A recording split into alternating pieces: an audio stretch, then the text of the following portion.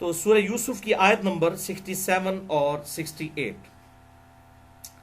اعوذ باللہ السمیع العلیم من الشیطان الرجیم بسم اللہ الرحمن الرحیم. وقال یا بنی، انہوں نے کہا کہ اے میرے بیٹو. یعقوب علیہ السلام نے اپنے 11 بیٹوں کو اب نصیحت کی اکٹھی. 12 تو یوسف علیہ السلام تھے، 11 یہ بیٹے، بنیامین سمیت 10 بیٹے وہ، اور بنیامین 11واں. لا تدخلوا من باب واحد، مت داخل ہونا ایک دروازے سے. یعنی اس وقت شہروں کے باہر فصیلیں ہوتی تھیں، مختلف دروازے ہوتے تھے. تو یعقوب علیہ السلام نے کہا کہ تم 11 بھائی، ظاہر ہے یہ اونچے لمبے تگڑے قسم کے بھائی، اور ایک دروازے سے داخل نہ ہونا، یعنی نظر نہ لگ جائے، اس حوالے سے وہ چاہتے تھے ایک دروازے سے مت داخل ہونا. وَادْخُلُوا مِنْ أَبْوَابٍ مُتَفَرِّقَةٍ، اور داخل ہونا تم مختلف دروازوں سے. 2-3 بھائی ایک دروازے سے، 2-3 دوسرے سے، 2-3 تیسرے سے، مختلف دروازوں سے تم داخل ہونا. وَمَا أُغْنِي عَنْكُمْ مِنَ اللَّهِ مِنْ شَيْءٍ، ہاں نہیں پہنچا سکتی کوئی چیز بھی فائدہ تمہیں اللہ تعالیٰ کی تقدیر کے مقابلے پر. یعنی انہوں نے ساتھ اپنا عقیدہ بھی کلیئر کیا کہ یہ جو میں نظر سے بچانے کے لیے کوشش کر رہا ہوں، اس کے باوجود اگر کوئی تقدیر میں تمہارے لیے کوئی تکلیف لکھی ہوئی، وہ تو آ کر رہنی ہی ہے. میری یہ تدبیر جو ہے تمہیں روک نہیں سکتی. تقدیر والا معاملہ، البتہ نظر جو ہے وہ برحق ہے. وہ انشاءاللہ بخاری مسلم کی احادیث کی روشنی میں بتاؤں گا کہ نظر تو لگ جاتی ہے، البتہ اگر نظر والا معاملہ نہ بھی ہو اور کوئی تقدیر والا معاملہ ہونا ہو اللہ کی طرف سے، وَلَنَبْلُوَنَّكُمْ بِشَيْءٍ مِّنَ الْخَوْفِ وَالْجُوعِ، اللہ کی طرف سے کوئی آزمائش آنی ہو تو وہ تو آ کر رہے گی. ان الحکم الا للہ، حکم تو نہیں ہے مگر اللہ ہی کا. علیہ توکلت، اسی پر میں نے بھروسہ کیا. وعلیہ فلیتوکل المتوکلون، تو توکل کرنے والوں کو اسی ہستی پر توکل کرنا چاہیے. ولما دخلوا من حیث امرهم ابوہم، جب وہ مصر میں داخل ہوئے اسی طریقے سے جیسا کہ ان کے باپ نے انہیں حکم دیا تھا. ما کان یغنی عنہم من اللہ من شیء، تو اللہ تعالیٰ کے مقابلے پر ان کو تقدیر کے اس معاملے میں کوئی چیز فائدہ نہیں پہنچا سکتی تھی. الا حاجۃ فی نفس یعقوب قضاها، سوائے اس احتیاطی تدبیر جو انہوں نے کی. یوسف علیہ السلام کے نفس میں جو اس معاملے میں خواہش پیدا ہوئی کہ میں اس طریقے سے کوئی احتیاطی تدبیر کروں کہ میرے بچوں کو نظر نہ لگے. اللہ تعالیٰ کی اگر کوئی تقدیر غالب ہونے والی ہوتی کسی معاملے میں تو وہ اس کو روک نہیں سکتی تھی. لیکن ساتھ ہی اللہ تعالیٰ نے ان کو انڈورس بھی کر دیا یعقوب علیہ السلام کو. وَإِنَّهُ لَذُو عِلْمٍ لِمَا عَلَّمْنَاهُ، اور بے شک وہ صاحب علم تھے اس علم کے سبب جو ہم نے یعقوب علیہ السلام کو سکھایا تھا. وَلَكِنَّ أَكْثَرَ النَّاسِ لَا يَعْلَمُونَ، لیکن اکثر لوگ اس حقیقت سے واقف نہیں ہیں. یعنی یوسف علیہ السلام نے یہ جو اسٹریٹجی اڈاپٹ کی کہ سارے بیٹے جو ہیں وہ ایک دروازے سے داخل نہ ہوں، نظر بد سے بچنے کے لیے جو انہوں نے یہ طریقہ اختیار کیا، تو اللہ تعالیٰ نے کہا کہ اس کے ذریعے سے تقدیر تو نہیں ٹال سکتی تھی، البتہ وہ ہمارے علم والے بندوں میں سے تھے. ہم نے انہیں علم سکھایا ہوا تھا کہ یہ ظاہر ہے کہ اللہ تعالیٰ کی طرف سے انہیں علم سکھایا گیا تھا کہ نظر بد سے بچنے کا یہ طریقہ ہے. نظر بد کے اعتبار سے تو بچا جا سکتا ہے، البتہ اگر تقدیر میں کوئی اللہ کی طرف سے تکلیف، آزمائش جو ہے، وہ پریشانی جو ہے، کوئی تکلیف آزمائش کی صورت میں آ کر رہنی ہے تو وہ ٹلنے والی نہیں ہے. اب یہاں پر میں اس حوالے سے تھوڑی نظر بد کے حوالے سے بھی گفتگو کر لیتا ہوں. اس کانٹیکسٹ میں 5 صحیح الاسناد احادیث انشاءاللہ ڈسکس کروں گا، اور 5 کی صحیح بخاری اور صحیح مسلم سے ہیں الحمدللہ. پہلی حدیث صحیح بخاری اور مسلم کی متفق علیہ حدیث ہے. بخاری میں 5739، مسلم میں 5725، کہ آپ صلی اللہ علیہ وسلم نے ایک لڑکی کو دیکھا جس کا چہرہ زرد پڑ چکا تھا. تو آپ صلی اللہ علیہ وسلم نے ارشاد فرمایا، اس لڑکی کو دم ڈلواؤ، اسے نظر لگی ہے. تو یہ حدیث بخاری اور مسلم دونوں میں موجود ہے.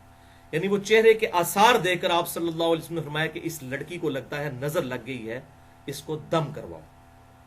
دوسری حدیث صحیح مسلم میں انٹرنیشنل نمبرنگ کے مطابق 5732 ہے کہ صحابہ اکرام علیہم رضوان کہتے ہیں کہ ہم دور جاہلیت میں کچھ دم کیا کرتے تھے، کچھ اسی طریقے سے ہم پڑھ کر پھونکا کرتے تھے مختلف مریضوں کی شفا کے لیے.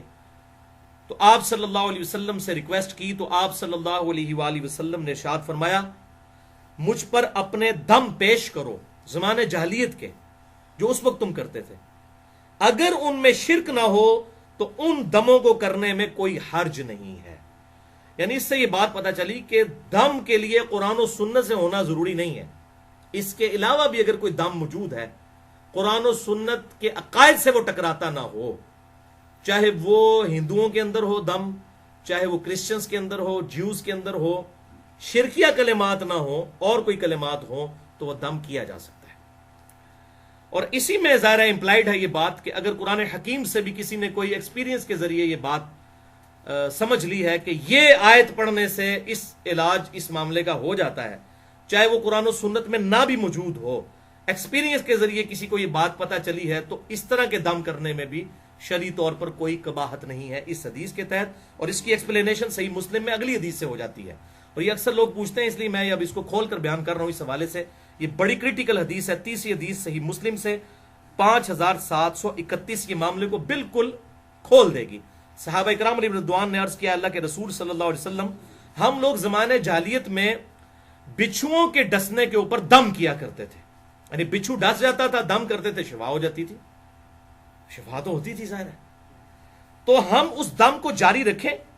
تو آپ صلی اللہ علیہ وسلم نے ارشاد فرمایا کہ وہ دم مجھ پر پڑھو، تو صحابہ اکرام نے وہ دم پڑھا۔ ظاہر ہے وہ قرآن کی آیت تو کوئی حدیث تو نہیں پڑھی، وہ تو زوزے جہالیت کا دم تھا۔ تو آپ صلی اللہ علیہ وسلم نے جب سنا تو فرمایا اس میں کوئی شرکی الفاظ موجود نہیں، تم اس کو کرتے رہو۔ اور پھر آپ صلی اللہ علیہ وسلم نے اوپن لائسنس دے دیا، کسی مولوی کا لائسنس لینے کی ضرورت نہیں ہے اس معاملے میں۔ آپ صلی اللہ علیہ وسلم نے صحیح مسلم میں اسی حدیث میں اوپن لائسنس دیا۔ آپ صلی اللہ علیہ وسلم نے ارشاد فرمایا جو شخص اپنے بھائی کو نفع پہنچا سکتا ہو، فائدہ پہنچا سکتا ہو، تو اسے چاہیے کہ وہ فائدہ پہنچائے۔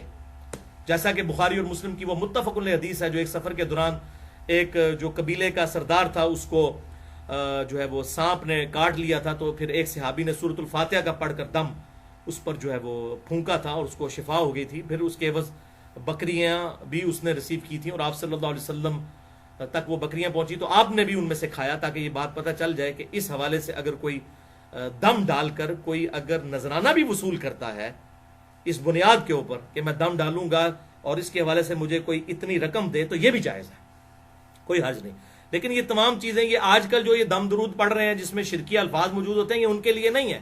اگر سنت کے مطابق کوئی دم پڑے اور اس کے ذریعے اس کو کوئی ذریعہ معاش بھی بنا لیتا ہے اس حوالے سے اور نذرانے وصول کرتا ہے، تو یہ بخاری اور مسلم کی متفق علیہ حدیث ہے، بڑی مشہور حدیث ہے یہ سورۃ الفاتحہ کے دم کے حوالے سے، تو یہ جائز ہے اگر اس کے ساتھ اس طرح کی کوئی کمٹمنٹ کر لی جائے، لیکن شرکی الفاظ نہ ہو۔ تو اس میں آپ صلی اللہ علیہ وآلہ وسلم نے معاملہ بالکل کھول کر بیان کر دیا۔ سوال اینڈ میں یہ اپنی گفتگو انشاءاللہ مکمل کر لوں۔ اچھا، چوتھی حدیث بھی صحیح مسلم سے ہے، انٹرنیشنل نمبر کے مطابق 5702، کہ آپ صلی اللہ علیہ وسلم نے ارشاد فرمایا العین حق، نظر کا لگ جانا یہ حق بات ہے کہ ایسا ہو جاتا ہے، نظر لگ جاتی ہے۔ پھر آپ صلی اللہ علیہ وسلم نے ساتھ ہی ارشاد فرمایا اگر کوئی شے تقدیر پر بھی سبقت لے جاتی تو وہ نظر ہے، اور جب نظر لگ جائے اور کوئی شخص تم سے غسل کا مطالبہ کرے تو اس کے لیے غسل کر دیا کرو۔ اب یہ ایک پورا معاملہ ہے، یہ غسل کرنا کیا ہے، وہ بخاری اور مسلم میں حدیثیں ملتی ہیں، الموطا امام مالک میں بھی ڈیٹیل کے ساتھ، کہ ایک صحابی تھے سیدنا سہل بن حنیف رضی اللہ تعالیٰ عنہ، ان کو نہاتے ہوئے دوسرے صحابی نے دیکھا، عامر بن ربیعہ رضی اللہ تعالیٰ عنہ نے۔ تو یہ سہل بن حنیف بڑے خوبصورت تھے، ان کا جسم جو ہے بڑا گورا چٹا تھا، تو عامر بن ربیعہ رضی اللہ تعالیٰ عنہ نے کہا کہ کتنا خوبصورت جسم ہے، ماشاء اللہ نہیں کہا، کوئی دعائے برکت نہیں دی، بلکہ تعریف کی۔ بس وہ کیا تھا، وہ موندے پہ گئے، فوراً ہی ایسی نظر لگی کہ وہ سخت تکلیف میں چلے گئے۔ تو آپ صلی اللہ علیہ وسلم کے پاس جب یہ بات پہنچی تو آپ نے بلا کے عامر بن ربیعہ کو ڈانٹا اور فرمایا کہ تم اپنے بھائی کو قتل کرنا چاہتے ہو، تمہیں تو یہ کہنا چاہیے تھا کہ اللہ تعالیٰ نے اسے برکت دی ہے، ماشاءاللہ، اس قسم کے الفاظ استعمال کرنے چاہیے تھے۔ اور یہ ہماری مسلمانوں کی ٹریڈیشنز ہیں، سبحان اللہ، الحمدللہ، انشاءاللہ، ماشاءاللہ۔ اور سورۃ الکہف میں بھی آتا ہے، وہ جو باغ میں داخل ہوا تو اللہ تعالیٰ اس نے ماشاءاللہ نہیں کہا، تو پھر دیکھیں باغ کے ساتھ کیا اشر ہوا۔ تو ایون اپنے بیوی بچوں کو، اپنے خاندان کو دیکھنا اور کسی بات سے خوش ہو، اپنی نظر بھی بعض اوقات انسان کی لگ جاتی ہے تو فوراً پڑھنا چاہیے ماشاء اللہ، جیسا اللہ نے چاہا. ٹھیک ہے، لا حول ولا قوت الا باللہ. تو اس قسم کے کلمات اللہ کی طرف ان چیزوں کو منسوب کرنا چاہیے، ورنہ نظر لگ جاتی ہے، یہ برحق ہے نظر کا لگ جانا. تو کتنے الفاظ زبردست ہیں صحیح مسلم 5702 کہ اگر تقدیر پر بھی کوئی بات غلبہ پا لیتی، اگر یہ ہوگا تو نہیں لیکن اگر پا سکتی، تو یہ اتنی سٹرونگ چیز ہے نظر کا لگ جانا. جب غسل کا مطالبہ کیا جائے تو غسل کرو. اور وہ میں واقعہ سنا رہا تھا جو آپ بخاری اور مسلم میں ہے، الموطا امام مالک میں بھی ڈیٹیل کے ساتھ آیا، مشکات میں بھی موجود ہے. تو سہل بن حنیف جو ہے ہوتے مندے ہی پہ گئے، ظاہر ہے کہ ان کو اتنی سخت نظر لگ گئی. تو آپ صلی اللہ علیہ وسلم نے عامر بن ربیعہ کو بلا کر فرمایا تم اپنے بھائی کو قتل کرنا چاہتے ہو، اس کے لیے برکت کی دعا کرتے اگر تم نے اتنا اس کا خوبصورت جسم دیکھا تھا. تو آپ صلی اللہ علیہ وسلم نے پھر ان کے لیے علاج تجویز فرمایا کہ یہ عامر بن ربیعہ جس کی نظر لگی ہے یہ غسل کرے، اپنے ہاتھ پاؤں اور اپنا چہرہ یہ سب کچھ دھوئے یا وضو کرے، اور اس پانی کو ایک جو ہے برتن میں جمع کیا جائے، پھر اس پانی کے ساتھ وہ شخص غسل کرے کہ جس کو نظر لگی ہے. تو ایسا جب کیا گیا تو ان کی نظر اتر گئی، وہ بالکل ٹھیک ہو گئے. تو یہ وہ مسلم میں جو الفاظ ہیں، جب غسل کا مطالبہ کیا جائے تو غسل کر دینا چاہیے. تو آپ سے بھی اگر کوئی مطالبہ کر دیتا ہے کہ جی جناب غسل کرو، لگتا ہے تہاڈی نظر لگی ہے، تو پھر مطالبہ پورا کرنا ضروری ہو جائے گا اس حوالے سے.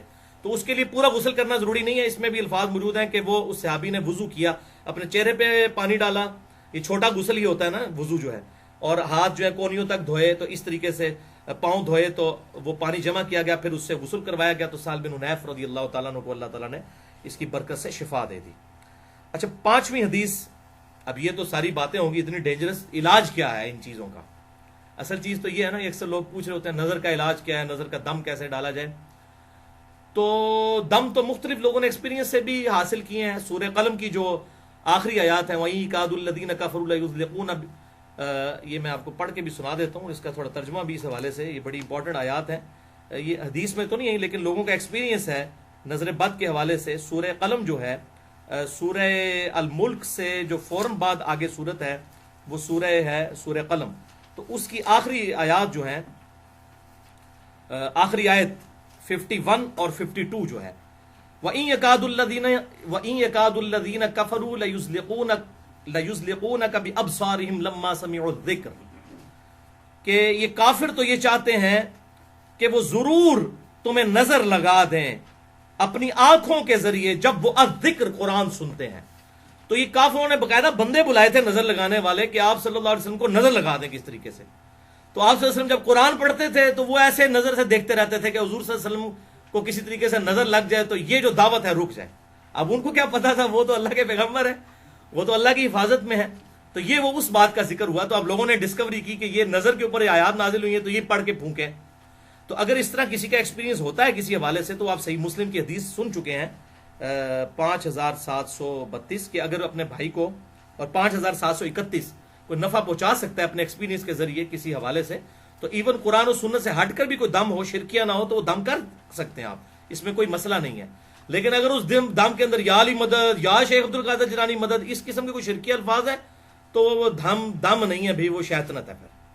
ٹھیک ہے، یا کوئی دیوی کو پکارتا ہے اس کے اندر، یا کسی بت سے مدد مانگتا ہے، تو اس معاملے میں اگر کوئی شفا ہو بھی جاتی ہے وقتی طور کے اوپر، تو وہ دم کرنا جو ہے وہ حرام ہے. بعض اوقات انہی شیاطین کی طرف سے غلبہ ہو جاتا ہے، اور یہ اکثر اوقات شیاطین جب غلبہ کرتے ہیں تو کہتے ہیں فلاں جو ہے وہ جو ہے، خصوصاً انڈیا کے اندر ایسا ہوتا ہے، فلاں جو ہے وہ بت کے اس دربار پر لے جاؤ جہاں پر ان کا وہ سارا میلہ ٹھیلا لگا ہوتا ہے، تو لوگوں کو وہ جنات اتر جاتے ہیں. وہ بیسیکلی وہ شیاطین ہوتے ہیں جو لوگوں کا عقیدہ خراب کرنا چاہتے ہیں. ادھر بھی ہوتا ہے بعض کا، تو کہتے ہیں فلاں دربار پہ لے گئے کہ ٹھیک ہو گئے، اسی دربار تو ہی شیطان آئے ہوتے ہیں، جن چڑھے ہوتے ہیں، اسی واسطے کہ لوگوں کو قرآن و سنت سے ہٹا کر اس طرح کے معاملات کیے جائیں. تو یہ اس میں آپ صلی اللہ علیہ وسلم کے واضح الفاظ ہیں صحیح مسلم کے اندر 5731 اور 5732 کہ ایسے الفاظ نہ ہوں جو شرکیاں ہوں، ادروائز وہ ایکسیپٹیبل نہیں ہوں گے، پھر وہ دم جو ہے پھر ایکسیپٹیبل نہیں ہوگا. ہاں شرکیاں نہ ہو تو چاہے قرآن و سنت میں نہ بھی ہو، یا ایون قرآن سے کوئی ایسا دم ہو جو آپ صلی اللہ علیہ وسلم نے تعلیم نہیں فرمایا لیکن کسی نے ایکسپیرینس سے لرن کیا ہے، تو وہ بھی کر سکتے ہیں. آپ صلی اللہ علیہ وسلم نے اجازت دے دی، میں نے مسلم شریف کی حدیث بتا دی ہے.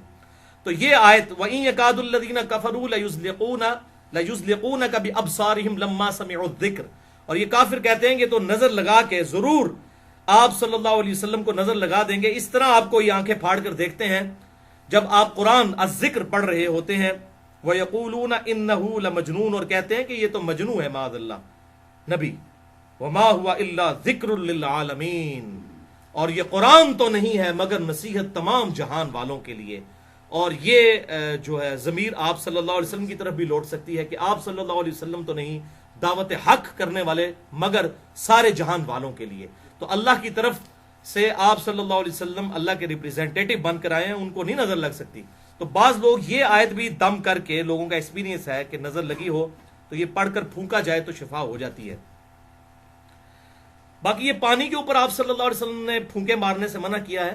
ڈائریکٹ پھونک ماری جا سکتی ہے کسی بھی معاملے کے اندر، اور اگر کوئی پانی پہ بھی دم کرتا ہے تو اس کے لیے پھونک مارنا ضروری نہیں ہے. آپ سامنے پانی رکھ کے اگر کوئی دم پڑھ کر اور وہ پانی کسی کو دیتا ہے پینے کے لیے تو اس طرح کے معاملات کے اندر بھی کوئی حرج نہیں ہے، لیکن الفاظ شرکیہ نہیں ہونے چاہیے، یہ اس کے لیے شرط ہے.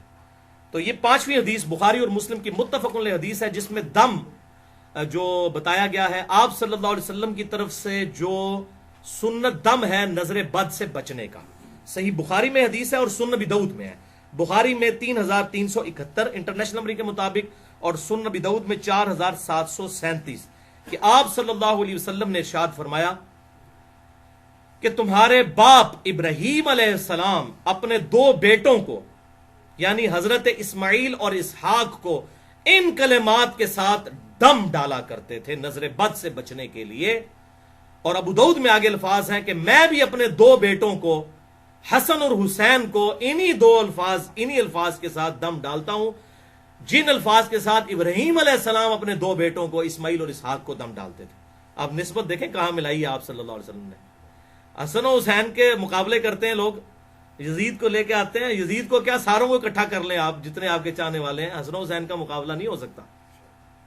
تو آپ صلی اللہ علیہ وسلم نسبت کیا ملا رہے ہیں کہ اسماعیل اور اسحاق کو ابراہیم علیہ السلام اپنے 2 بیٹوں کو دم کرتے تھے، اور میں اپنے 2 بیٹے حسن و حسین کو انہی الفاظ کے ساتھ وہ نظر بد سے بچنے کے لیے دم ڈالتا ہوں. اعوذ بکلمات اللہ التامہ من کل شیطان وہامہ ومن کل عین لامہ. میں اللہ کی پناہ مانگتا ہوں، اللہ کے کلمات تامہ کی پناہ مانگتا ہوں تمام شیاطین سے اور وہامہ اور تمام زہریلے جانوروں سے، ومن کل عین لامہ اور ہر اس آنکھ سے جو نظر لگا دیتی ہے، تکلیف پہنچانے والی آنکھ سے، نظر بد سے میں اللہ تبارک و تعالی کی پناہ مانگتا ہوں. یہ آپ خود پڑھیں اور اس کے بعد آپ پھونک دیں بچوں کے اوپر. اور اس طرح بھی ہوگا کہ آپ اس کو عربی لنگوسٹک کے اعتبار سے جو سنن ابی داؤد میں آتا ہے، اعیذکما، میں تم دونوں کو پناہ میں دیتا ہوں اے حسن و حسین. اعیذکما، اعیذکم ہوگا میں تم سب کو پناہ دیتا ہوں، یہ عربی لنگوسٹک کے اعتبار سے. تو اگر سارے بیوی بچوں ماں باپ سب پہ دم ڈالنا ہے تو آپ کہیں گے اعیذکم بکلمات اللہ التامہ من کل شیطان وہامہ ومن کل عین لامہ. ٹھیک ہے، یہ تا آتے ہیں تو یہ وقف ہوں گے. اعوذ بکلمات اللہ التامہ، یہ تا ہے گول تو ہا بن جائے گی. من کل شیطان وہامہ ومن کل عین لامہ. تو یہ الفاظ ہیں جو صحیح بخاری 3371 اور سنن ابی داؤد 4737 نمبر حدیث کے اندر الحمدللہ آئے ہیں. بہرحال اس حوالے سے یہ بات یاد رکھیں بھائیوں کہ یہ جتنے بھی اس قسم کے اذکار ہیں، سنت اذکار، اس کے علاوہ بھی ہیں، میں آج انشاءاللہ کچھ بتا بھی دیتا ہوں مزید. اگر کسی کو یہ دعا یاد نہیں تو اور دعائیں جو ہماری پریکٹس کے اندر موجود ہیں وہ دعائیں بھی اگر ہم مانگیں تو انشاءاللہ اس کی برکت سے اللہ تعالیٰ اس قسم کی مشکل اور پریشانیاں دور کر دیتا ہے. بہرحال اس کو آپ سمجھ لیں، میڈیکل کی فیلڈ کے اندر بھی 2 طرح کے علاج ہوتے ہیں. ایک کو ہم کہتے ہیں پریونٹیو علاج، حفاظتی علاج، جیسے یہ ویکسین ہے، کسی بیماری سے بچنے کے لیے ویکسین لگائی جاتی ہے، یعنی بیماری ہونے سے پہلے ہی ویکسینیشن کی جائے، اس کو ہم کہتے ہیں پریونٹیو ٹریٹمنٹ. ہماری انجینئرنگ کی فیلڈ میں بھی اس قسم کے پریونٹیو علاج کیے جاتے ہیں مشینوں کے. مثلا مشین کو تیل دینا، یہ تیل کیوں دیا جاتا ہے؟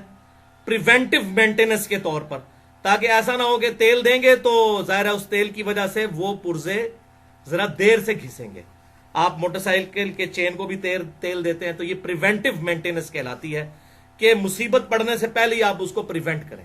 تو اکثر قرآن و سنت کے جو علاج ہیں یہ پریونٹیو مینٹیننس ہے، علاج ہے، اس اعتبار سے کہ آپ سنت اذکار پڑھیں اور اس کی برکت سے اللہ تعالیٰ آپ کو محفوظ رکھے گا۔ وہ میں اذکار انشاءاللہ بتا بھی دیتا ہوں آپ کو، یہ ہمارے چھپے ہوئے بھی موجود ہیں اس حوالے سے الحمدللہ۔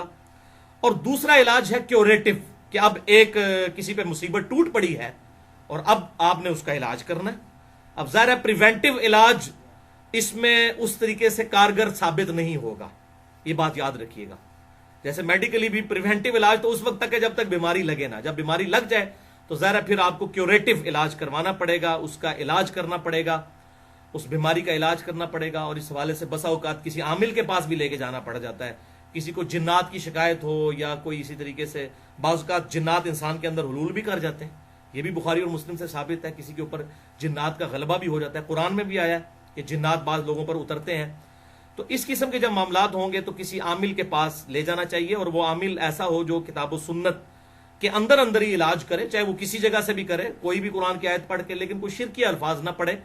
تو وہ عامل عموماً جو ہے اس طریقے سے جنات وغیرہ نکال دیتے ہیں، اور اس میں اگر وہ کوئی پیسے بھی ڈیمانڈ کرے تو میں نے آپ کو بتایا بخاری اور مسلم سے ثابت ہے، سورۃ الفاتحہ کے دم کے لیے صحابہ کرام علیہم رضوان نے وہ ان سے بکریوں کا ریوڑ پورا ڈیمانڈ کیا تھا، حتیٰ کہ صحابہ میں پھر اختلاف ہو گیا، بخاری اور مسلم میں آتا ہے۔ تو پھر آپ صلی اللہ علیہ وسلم کی خدمت میں پیش کیا گیا معاملہ، آپ نے فرمایا ان بکریوں میں سے مجھے بھی دو، میں بھی کھاتا ہوں۔ تو آپ صلی اللہ علیہ وسلم نے خود کھا کر امت کو یہ انڈورس کر دیا کہ اس طریقے سے کمائی اس حوالے سے لی جا سکتی ہے۔ تو اب اس کو برا ماننے کی ضرورت نہیں ہے، اگر کوئی اس کے ذریعے کوئی اور معاملات چلا رہا ہے شرکیہ تو وہ اس کو ہم غلط کہیں گے۔ مطلب ناک کے اوپر مکھی بیٹھ جائے تو ناک کو تو نہیں کاٹ دینا نا، آپ نے مکھی اڑانی ہے۔ جو بات ٹھیک ہے وہ ٹھیک ہے بالکل، جو غلط ہے وہ غلط ہے۔ تو جتنی بات حق ہے ہم اتنی حق بات کو مانتے ہیں، جو باطل بات ہے ہم اس کو ماننے کے لیے تیار نہیں ہوں گے۔ تو اس کا باریک سا فرق بھی ضرور سمجھنا چاہیے۔ اس معاملے میں انسان کو جو ہے وہ فوراً جذباتی نہیں ہونا چاہیے کہ یار یہ کیا کہہ رہا ہے کہ ایسا کیا جا سکتا ہے۔ تو یہ الحمدللہ بخاری اور مسلم میں موجود ہے۔ ہاں اب اگر آج تک ہمیں کسی نے نہیں بتایا تو ان تو مولویوں کو گریبان پکڑے، اسی تو مولویوں کے خلاف ہیں کہ یہ مولوی جو ہیں یہ جو ہے وہ اپنے فرقے کی باتیں بتاتے ہیں ایک دوسرے کو نیچا دکھانے کے لیے۔ تو اس طریقے سے جو کیوریٹو مینٹیننس، جو کیوریٹو ٹریٹمنٹ ہوگا کسی کا، اس کے لیے کسی عامل کے پاس لے کر جائیں تو وہ علاج کر دیتا ہے۔ اور بعض اوقات وہی علاج کوئی عامل کرتا ہے جو مطلب کوئی نیک انسان ہو تو اس کا بعض اوقات جلدی اثر بھی ہو جاتا ہے۔ اب میں آپ کو اپنا پریکٹیکل ایکسپیرینس بتاتا ہوں، یہ بھی کچھ دن پہلے کی بات ہے۔ اب میں یہ کو نہیں اپنی کوئی نیکی کوئی میں آپ کو بتانے لگوں، میں علاج نہیں کرتا، نہ اس کے بعد کوئی مجھے ای میل کرنا شروع کر دے جناب ساڈے جن کارڈ دو فون ہوتے بھی لوگ جینوں کاٹ رہے ہوتے ہیں، وہ کہتے ہیں موبائل سامنے، آپ ایڈوانس طریقہ کہتے ہیں موبائل سامنے رکھو بندے دے، اور واقعی اثر بھی ہوتا ہے۔ وہ ادھر سے پڑھتے ہیں پاکستان سے لوگ انگلینڈ میں بیٹھے وہ واقعی اس کا علاج بھی کر رہے ہوتے ہیں۔ پر میں یہ کام نہیں کرتا ہوں، لیکن میں آپ کو بتا رہا ہوں آج تک میں نے کبھی کام نہیں کیا، یہ میرا زندگی کا پہلا اور شاید آخری ایکسپیرینس ہوا ہو۔ کچھ دن پہلے وہ ہمارے یہاں پہ وہ درس میں آتے ہیں، شانی بھائی آج نہیں آئے ہوئے ہیں، تو ان کے ساتھ بچپن سے کوئی چیز اٹیچ ہے، تو بعض اوقات ان کے اندر حلول بھی کر جاتی ہے۔ ادھر میرے سامنے بھی ایک دفعہ ہم یہاں پہ کھڑے تھے تو اچانک وہ ایسے کانپنے شروع ہو گئے، دھڑل سے پیچھے ہی جا کے گرے۔ تو اس طرح اکثر وہ جو ہے وہ گر پڑتے ہیں، وہ چیز ان کے اندر چلی جاتی ہے اور پھر وہ تھوڑے عرصے کے لیے کنٹرول کرتی ہے، پھر باہر نکل جاتی ہے۔ تو ان کو پھر ہم نے یہ صبح شام کے اپنے گرین کارڈ اور بلو کارڈ میں نے کہا کہ آپ پڑھنے شروع کریں۔ تو مجھے وہ 2 ہفتے پہلے کی بات ہے، مسجد میں ظہر کے بعد ہم بیٹھے ہوئے تھے، مجھے کہتے ہیں جی ولی بھائی بڑا فائدہ ہوا ہے اس کے ذریعے نا، اب میرے اندر نہیں وہ چیز جاتی کم از کم، اب باہر آ کے کھڑی ہو جاتی ہے، لیکن میں جب وہ باہر آ کے کھڑی ہوتی ہے تو میں پھر ذکر نہیں کرتا، میں چاہتا ہوں ایک دفعہ میرے سامنے آ جاؤ، میں خدا دن آیا تو مقابلہ کرنا ہے بھائی، میرے سامنے آ جائے ایک دفعہ۔ تو کہتا جی میں ایک بار تکڑے ہوں، میں کہ ایک کام نہ کرو، جب آپ کے پاس بھی فیل ہو کے آئی ہے تو آپ فوراً یہ سنت اذکار اعوذ بکلمات اللہ التامات من شر ما خلق یہ پڑھیں، یا بسم اللہ الذی لا یضر پڑھیں، یا معوذات آخری 3 صورتیں پڑھیں، اس قسم کی جو وہ 5 سنت اذکار میں اینڈ پہ بتا دیتا ہوں۔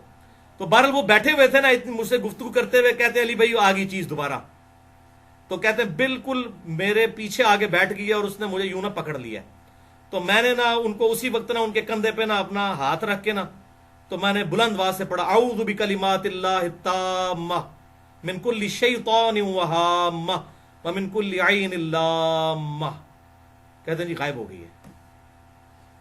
تو اس طریقے سے یہ ان اذکار کی برکت ہے فوراً پڑھنے سے۔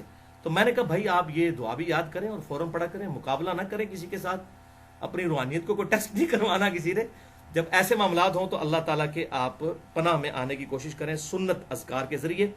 اس حوالے سے میں نے بڑی ڈیٹیل گفتگو کی ہے مسئلہ نمبر 82 کے نام سے اسماء اعظم جو ہیں سنت اذکار, اور اس میں میں نے یہ اپنے جو بلو کارڈ اور گرین کارڈ ہے ان کا تعارف بھی اس میں کروایا تھا.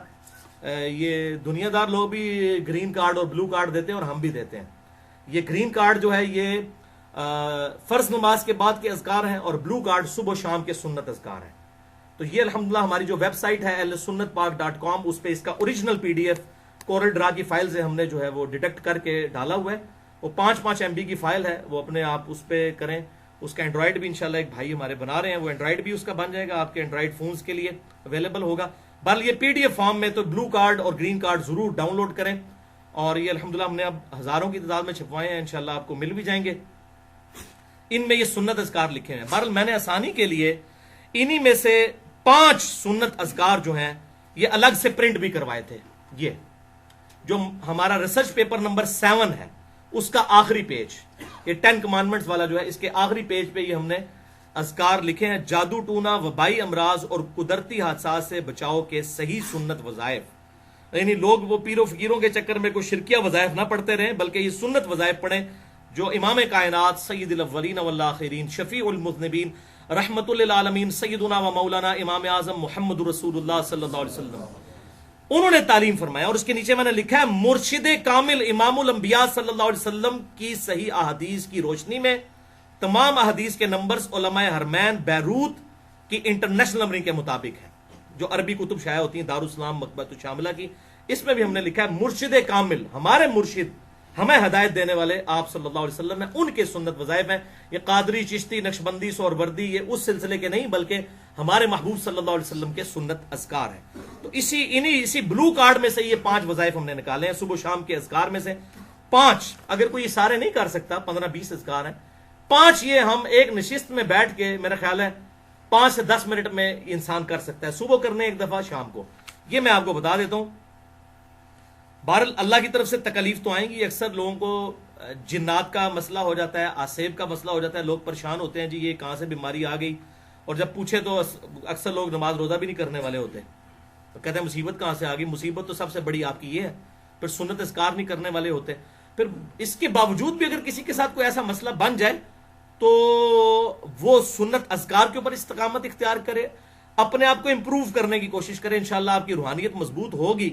تو اس حوالے سے معاملات سیدھے ہو جائیں گے. میں نے اسماء اعظم اور دعا کی قبولیت اور سنت اذکار یہ گرین اور بلو کے حوالے سے مسئلہ نمبر 82 میں یہ گفتگو کی ہے, کس طریقے سے یہ سنت اذکار فائدہ پہنچاتے ہیں, کون سی اسماء اعظم ہے جس کے ذریعے دعا قبول ہوتی ہے.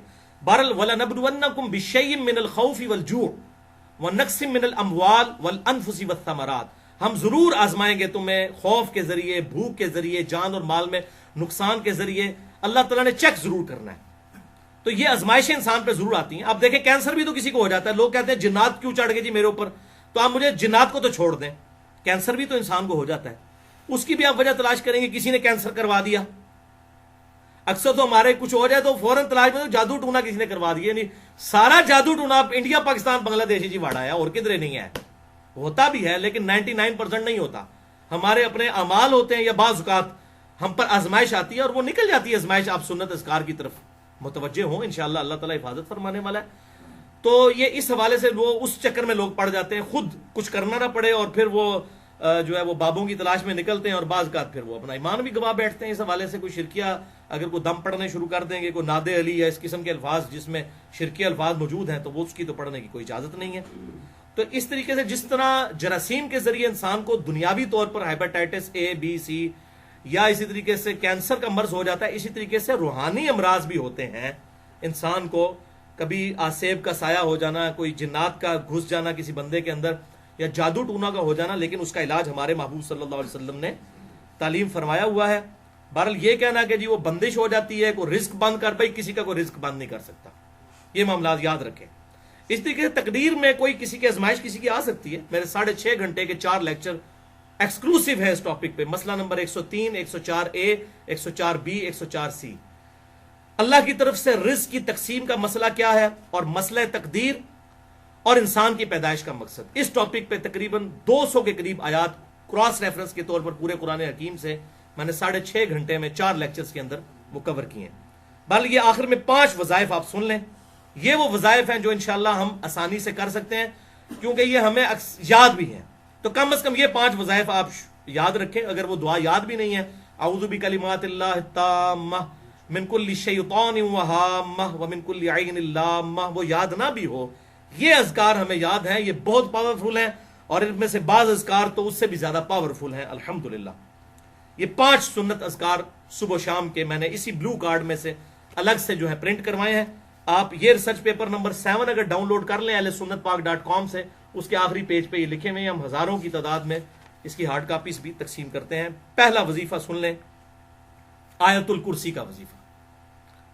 سورۃ البقرہ کی آیت نمبر 255، جس کے بارے میں صحیح بخاری میں انٹرنیشنل نمبر کے مطابق 2311 نمبر حدیث ہے کہ آپ صلی اللہ علیہ وسلم نے اس بات کو انڈورس کیا جب شیطان انسانی شکل میں حضرت ابو ہریرہ کے پاس آیا رضی اللہ تعالی عنہ.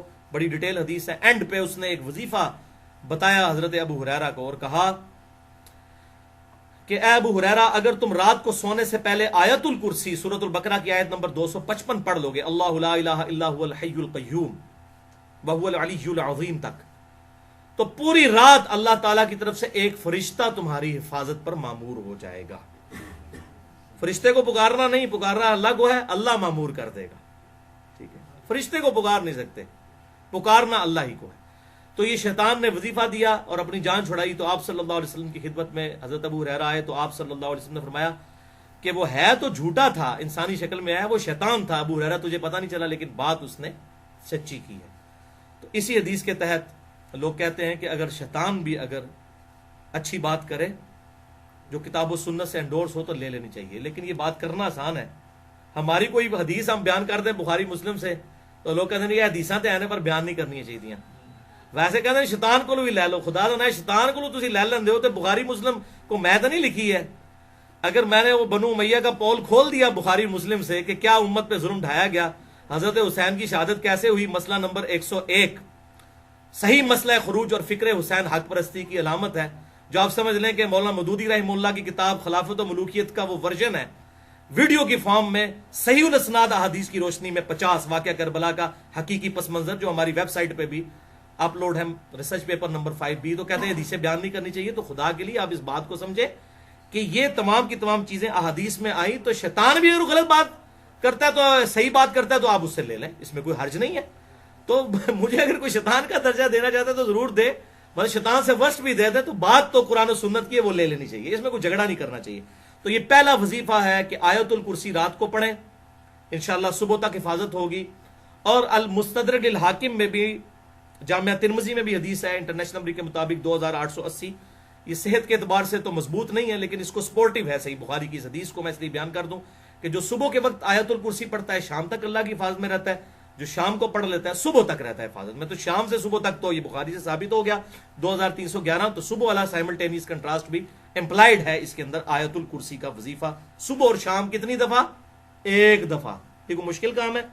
ویسے آپ نے فجر کے بعد بھی 1 دفعہ پڑھ لیا تب بھی ٹھیک ہے. وہ سنن نسائی الکبریٰ کے اندر صحیح سند کے ساتھ یہ حدیث موجود ہے کہ آپ صلی اللہ علیہ وسلم نے فرمایا، سنن نسائی الکبریٰ میں 9928 نمبر حدیث ہے انٹرنیشنل نمبر کے مطابق کہ جو فرض نماز کے بعد آیت الکرسی پڑھے گا مرتے ہی جنت میں داخل ہو جائے گا. لیکن نماز پڑھے گا نماز پڑھے بغیر تو نہیں جان چھوٹ رہی، نماز پڑھنے کے بعد پڑھے گا، خالی آیت الکرسی پڑھنے سے جنت میں نہیں جائے گا. تو آیت الکرسی وہ ہم جو فجر کے بعد 1 دفعہ پڑھ لیتے ہیں وہ بھی ہو جاتی ہے اس حوالے سے. اگر ہم اہتمام کے ساتھ پڑھ لیں گے، لادہ سے پڑھ لیں تو زیادہ بہتر ہے. دوسرا وظیفہ زبردست، یہ اکثر لوگ کہتے ہیں تعویذ لے کے آئے نا پیر صاحب کو، تعویذ بڑے کام کا تعویذ. اور تعویذ کو ہم بھی مانتے ہیں لیکن سنت تعویذ کو، تعویذ کیا کہتے ہیں؟ پناہ دینے والی. اعوذ بکلمات اللہ، میں اللہ کی پناہ میں آتا ہوں. تعویذ کیا ہوتا ہے؟ پناہ دینے والی چیز. تو ہم سنت تعویذ کو مانتے ہیں اور سنت تعویذ آپ صلی اللہ علیہ وسلم نے خود تعلیم فرمایا.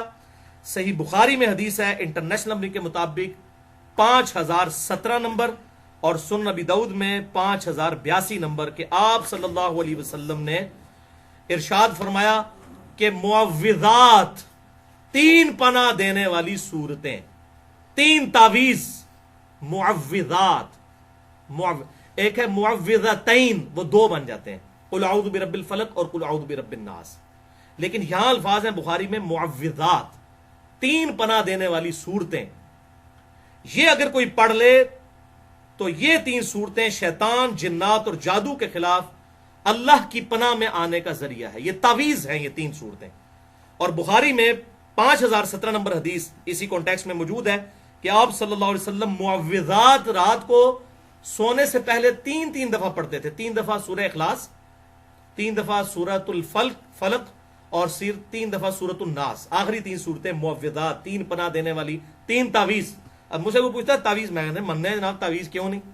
3 تعویذ پڑھ کے 3 دفعہ آپ صلی اللہ علیہ وسلم ہاتھوں کو پھونک کے اپنے پورے جسم پہ جہاں تک ہاتھ پہنچتا تھا آپ صلی اللہ علیہ وسلم دم کیا کرتے تھے. یہ ہے سنت. دم کو بھی ہم مانتے ہیں. اور قربان جب حضرت عائشہ کے الفاظ ہیں اسی حدیث میں کہ جب حضور بیمار ہو گئے تو میں یہ صورتیں پڑھا کرتی تھی، پڑھ کے آپ کے ہاتھوں پر پھونک کے آپ کے ہاتھوں کو ہی آپ کے جسم پہ پھیرا کرتی تھی، اپنے ہاتھوں کو نہیں. ظاہر ہے وہ تو مبارک ہاتھ ہے.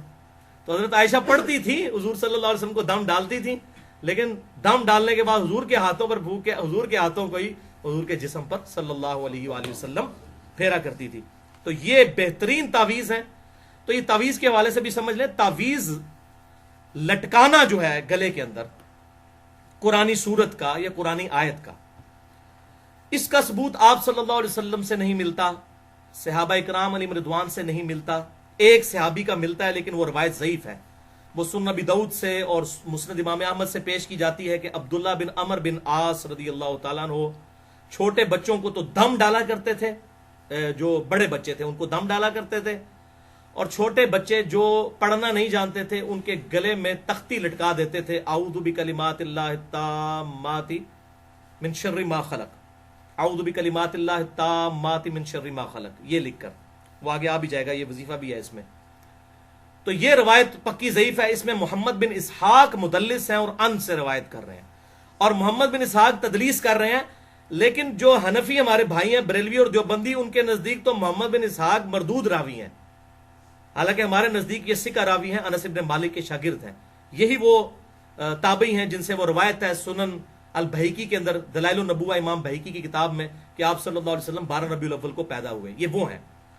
تو یہ محمد بن اسحاق جو ہے اہل سنت کے امام ہے. سیرت ابن ہشام ہو یا سیرت ابن اسحاق ہو، جو سیرت کی پہلی کتاب ہے، یہ محمد بن اسحاق راوی ہیں، تابعی، انس بن مالک کے شاگرد ہیں یہ رضی اللہ تعالیٰ عنہ، لیکن تدلیس کر رہے ہیں.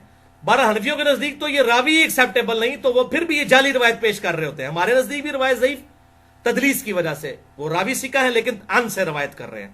وہ آپ مسئلہ نمبر 36 دیکھ لیں، یہ تدلیس کا ایشو کیا ہے صحیح مسلم کے مقدمے کی روشنی میں. بہرحال ان کے نزدیک تو یہ راوی ایکسیپٹیبل نہیں، پھر بھی لوگوں نے جی وہ عبداللہ بن عمر بن عاص تختی لٹکاتے تھے. تو یہ بھائی ایک ہی روایت تھی، یہ ثابت نہیں ہے. البتہ تابعین سے ثابت ہے کہ وہ قرآنی آیات کے تعویذ لکھ کر گلے میں لٹکایا کرتے تھے بچوں کے.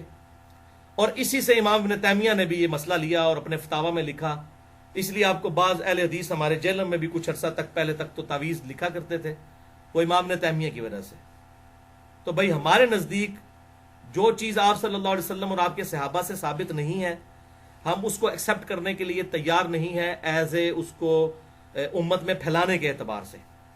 البتہ اگر کوئی یہ کرتا ہے کہ قرآنی آیت کا تعویذ لکھ کر گلے میں لٹکاتا ہے، تو اس کو تو نہ ہم بدعت کہتے ہیں، نہ شرک کہتے ہیں، نہ حرام کہتے ہیں. یہ فتویٰ نہیں لگ سکتا. اور یہ جو حدیثیں پیش کرتے ہیں جس نے تعویذ لٹکایا وہ اس نے شرک کیا، وہ تعویذ کی ہی طرف ہو گیا، یہ آپ صلی اللہ علیہ وسلم نے ان تعویذات کے بارے میں فرمایا جو شرکیہ تعویذ اس وقت لکھے جاتے تھے. آپ تو مسلم شریف کی حدیث نہیں سن چکے؟ 5732 اور 5731 کے اپنے دور جاہلیت کے دم بھی مجھ پر پیش کرو، اگر ان میں بھی شرک نہیں تو ان کو بھی کرتے رہو. تو یہ کیسے ہو سکتا ہے کہ آپ صلی اللہ علیہ وسلم جو دم کی اجازت دے رہے ہیں اور وہ تعویذ نہ لٹکانے، وہ شرکیہ تعویذ ہوتے تھے جن کو آپ صلی اللہ علیہ وسلم نے لٹکانے سے منع کیا. ورنہ کسی مسلمان کی جرت ہے کہ قرآن کی آیت لکھ کے وہ کسی کے گلے میں لٹکائے تو آپ اس کو کہیں کہ اس نے شرک کیا؟ آپ چلیں بہت سخت ہے تو بدعت کہہ سکتے ہیں کہ یہ ثابت نہیں ہے، تو آپ بدعت کہتے ہیں. ہم تو بدعت بھی نہیں کہتے کیونکہ تابعین سے ثابت ہے. تو جو چیز تابعین سے ثابت ہو اور اس معاملے میں کوئی اختلاف نہ پایا جاتا ہو تو ہم اس کے اوپر کوئی فتویٰ نہیں لگاتے. یہ تو کتاب و سنت کا الحمدللہ منہج اور سلف کا فہم ہے. اس حوالے سے میں نے آپ کو کلیئر کر دیا. البتہ یہ جو بسم اللہ کے 786 حرف لکھے ہوئے ہیں، محمد کے 92 رکھے ہوئے ہیں، اللہ کے 66 رکھے ہوئے ہیں، یہ حروف ابجد، اور ان کے تعویذ لکھنا، یہ تو قطعاً کسی صورت ہی ثابت نہیں ہے. اور یہ تو قرآن پاک کے ساتھ بالکل انہوں نے مذاق بنایا ہوا ہے.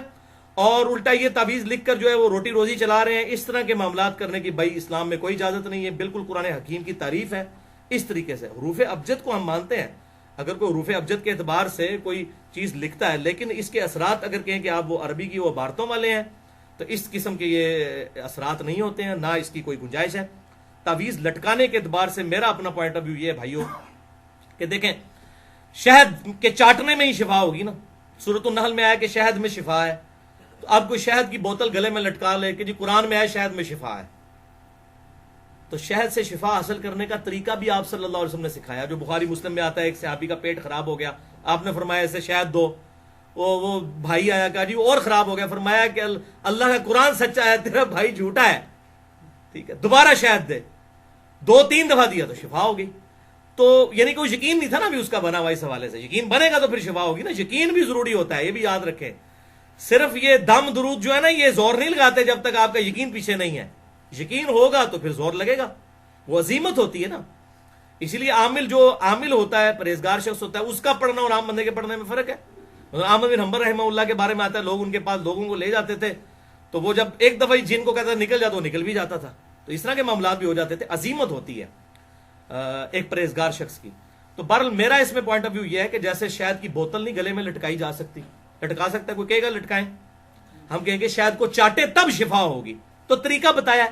تو قرآن میں جو شفا آئی سورہ بنی اسرائیل میں آیا کہ قرآن میں شفا ہے، سورہ یونس میں آیا کہ شفا ہے، اس شفا کو حاصل کرنے کا طریقہ تو بتا دیا۔ یہ 3 تعویذ ہیں معوذات، 3 پناہ دینے والی صورتیں، قل هو اللہ احد اور قل اعوذ برب الفلق اور قل اعوذ برب الناس، یہ پڑھ کر پھونکیں، یہ ہمارے ان اذکار میں موجود ہے۔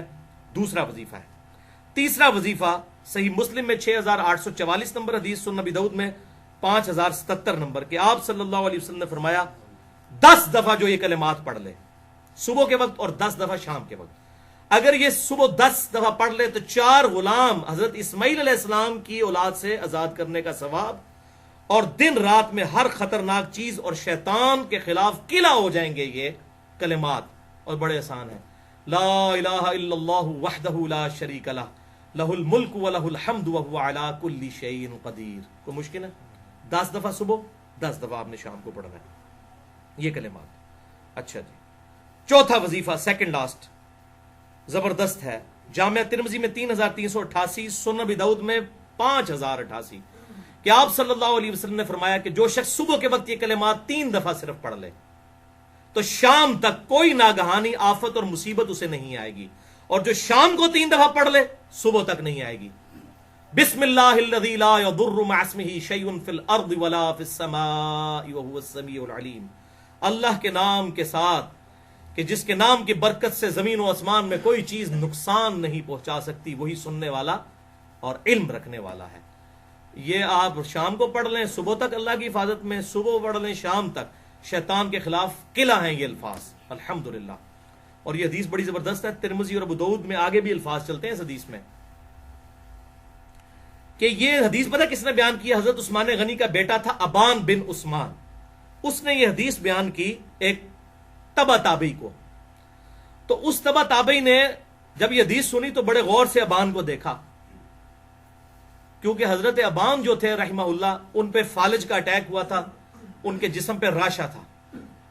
تو انہوں نے کہا یہ حضرت مجھے تو وظیفہ بتا رہے ہیں، خود تو اتنی بڑی مصیبت میں پڑے ہوئے ہیں کہ ان کے اوپر فالج گر گیا ہوا ہے، ٹھیک ہے۔ تو حضرت ابان نے فرمایا اللہ کی قسم میں نے عثمان اپنے باپ پر جھوٹ نہیں باندھا، یہ وظیفہ جو تمہیں بتا رہا ہوں جس دن مجھ پر یہ فالج کا اٹیک ہوا اس دن میں یہ صبح وظیفہ پڑھنا بھول گیا تھا، اس لیے تم پر یہ مجھ پر ناگہانی آفت دیکھ رہے ہو کہ میں خود بھول گیا تھا بسم اللہ الذی لا یضر پڑھنا۔ آپ یقین دیکھیں ان کا کتنا تھا، وہ کہتے ہیں میں وظیفہ نہیں پڑھا اس واسطے میں کام پہ گیا۔ تو منو اینج نہ ویکھ تو کہ بھئی آپ پہ تے فالج دا اٹیک ہے تے سانو پہ وظیفہ دس دے، کوئی مصیبت نہ ہے تے سب تو بڑی مصیبت تے پئی ہوئی ہے، سب سے بڑی مصیبت تو آپ پہ پڑی ہے کہ آپ پر یہ فالج کا اٹیک ہوا، تو مجھے ایسے مت دیکھو میں اس دن یہ وظیفہ کرنا بھول گیا تھا۔ آپ یقین دیکھیں کس لیول کا یقین تھا۔